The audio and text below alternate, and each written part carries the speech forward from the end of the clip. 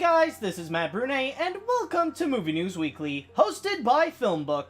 Now, before we begin, let's take a look at what we got in this week's news, which includes some of that Spidey money, fantastic sequel plots and where to find them, more nutsacks on drums, the big spider story, close encounters after 40 years, giving the old reel to Dunkirk, Baldwin playing blind ain't cool, Nick Fury is back, thinking of Batman ideas, and the kids shall meow again. So with that said, let's get things started. Spidey's back, and this time, he doesn't suck. Spider-Man Homecoming, the latest installment of the Marvel Cinematic Universe and the all-new reboot of the famous web-slinger, immediately got himself a strong start at the box office during the weekend with about $117 million. Even though this is not as strong of a start than the earlier MCU feature of this year, Guardians of the Galaxy Volume 2, which began with $146.5 million on its opening weekend, it is, though, a sure sign that both Marvel and Sony have a good hit in their hands. Meanwhile, Despicable Me 3 had to step aside and only get a total of $34 million. But when adding in the international box office, the franchise is still proven to be quite powerful, with an estimated worldwide total of almost $450 million so far. One movie that did get a massive decline this week was Transformers: The Last Knight, which ended up going from 3rd to 5th with about $6 million, behind Baby Driver with almost $13 million, and Wonder Woman with $10 million. Let's celebrate by knowing what they're up to. When Warner Bros. Officially started working on the principal photography in the UK, they revealed some plot details about the sequel to Fantastic Beasts and where to find them. The company stated, Grindelwald has made a dramatic escape and had been gathering more followers to his cause, elevating wizards above all non-magical beings. The only one who might be able to stop him is the wizard he once called his dearest friend, Albus Dumbledore. But Dumbledore will need help from the wizard who had thawed Grindelwald once before, his former student, Newt Scamander. Coming back among the cast includes Eddie Redmayne as Newt Scamander, Johnny Depp as Gellert Grindelwald, Catherine Watterson, Alison Sudol, and Dan Fogler. New actors will also be a part of the cast, including Zoe Kravitz and Jude Law as a young Albus Dumbledore. The Fantastic Beasts will get back in theaters on November 2018. This is one of those questions where the only definitive answer is a giant maybe. In an interview with Watch What Happens Live with Andy Cohen, Will Ferrell talks about the possibilities of sequels to his features like Elf, Old School, and Night at the Roxbury. When the question of a follow-up to Step Brothers comes into question, Ferrell stated, "I got great news for you. No, but we talked a little bit about Step Brothers, so who knows? But at the same time, you like to create new things." Throughout Will Ferrell's career, it would be very rare for him to appear in a sequel to one of his features. In fact, only 2 have been released, including 2013 Anchorman 2: The Legend Continues and 2016 Zoolander 2. There could be a possibility in the future that he could return as the voice of Lord Businessman for the Lego Movie 2, and the next sequel he'll appear in, Daddy's Home 2, will be out in theaters on November 10th. We may just have one movie, but that's just one part of a bigger story. In an interview with the Toronto Sun, Marvel president Kevin Feige revealed his plan about the big story arc for Spider-Man in the Marvel Cinematic Universe. He stated, "We are looking at a 5-movie storyline: Civil War, Homecoming, Avengers Infinity War, the Untitled Avengers movie, and Homecoming 2, or whatever we end up calling it, as an amazing 5-story journey for Peter Parker." He also mentioned, in the way that the events of Civil War directly informed the opening of Homecoming as his state of mind as he goes back to high school, so too will the events of the next 2 Avengers movies as he continues with high school. This original 22-movie arc ends with the Untitled Avengers in May of 2019, and then 2 months later, it will be Peter and Spider-Man that ushers us into the aftermath and how things proceed from there. The aliens are making a comeback.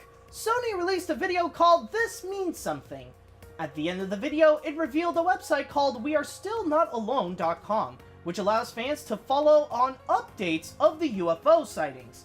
Fans have speculated that due to using hints and clips from the film, Sony would announce either some sort of sequel or remake of Close Encounters of the Third Kind.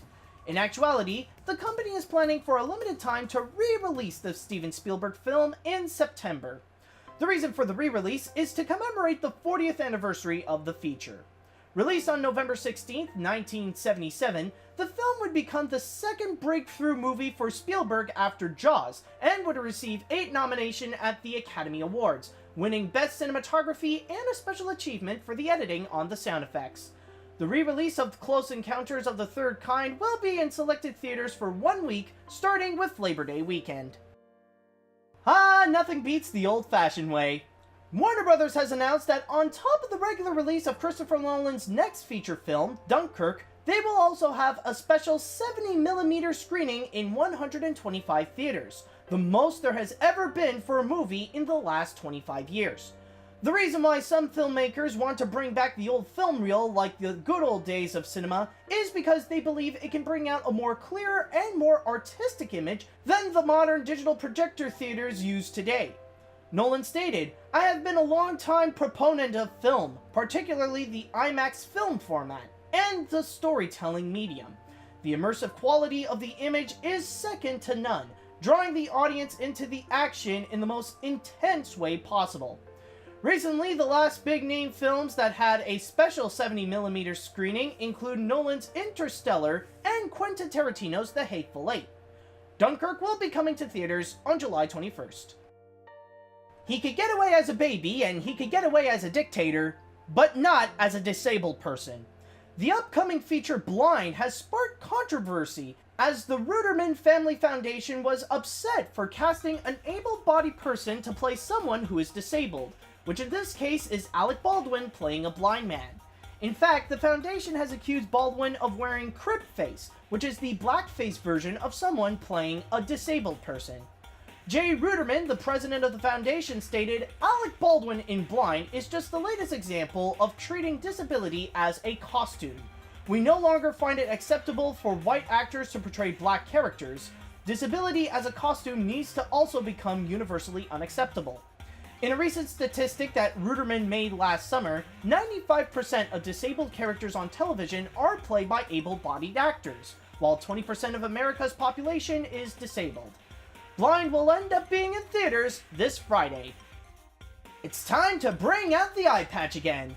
Samuel L. Jackson has been confirmed to reappear as his character in the Marvel Cinematic Universe, Nick Fury, in one of the upcoming features, Captain Marvel. The rumors originated at Omega Underground that he would be in it, and now Deadline stepped in to say that it is true. However, while some sources claim that the rumor would go into detail that Nick Fury would be a co-star to the feature next to Captain Marvel, but now words are spreading that it's more likely that his appearance will be minor to at least a cameo. The last time that Fury appeared in a Marvel movie was Avengers Age of Ultron, after he was hospitalized in Captain America Winter Soldier. Production is set to begin on February 2018, and Captain will be in the theaters on March 8th, 2019. I'm not saying that he does, but his brain is on it. In an interview with Fandango, when asked about the potential of a trilogy to the Batman, director Matt Reeves said that he's planning where the story could possibly go, but for now, he's mainly focusing on making the first film. Reeves stated, "I have ideas about an arc, but really the important thing is just to start. You have to start with one. You have to start with a story that begins with something. And I would be lying if I would tell you that the arcs of Apes has already been planned out, because it simply wasn't.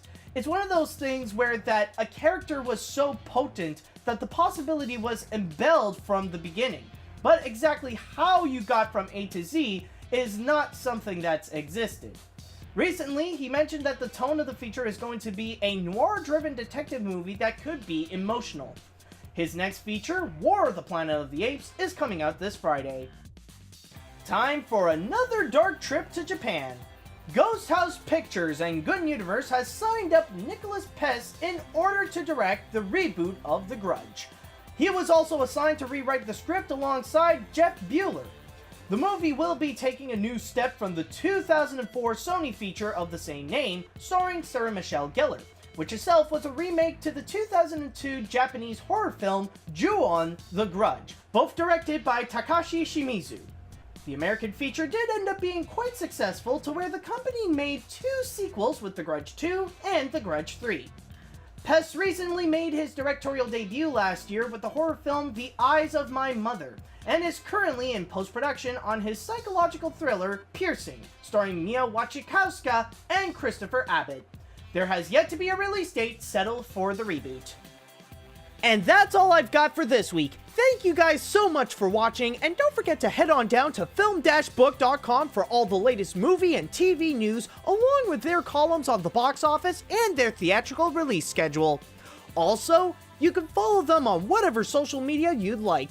And while you're at it, you can follow me on my YouTube, Facebook, and Twitter if you're more into stuff like animation, Disney, and my weird sense of humor. If you were watching this on YouTube, then hit that like button and come subscribe to us, and also leave a little comment on what you think on the news this week. If you were listening to this on a podcast on iTunes or any other podcast service, then don't forget to rate and review what you just heard. Tune in next time for another round of Movie News Weekly, and until next week, see you later, dudes!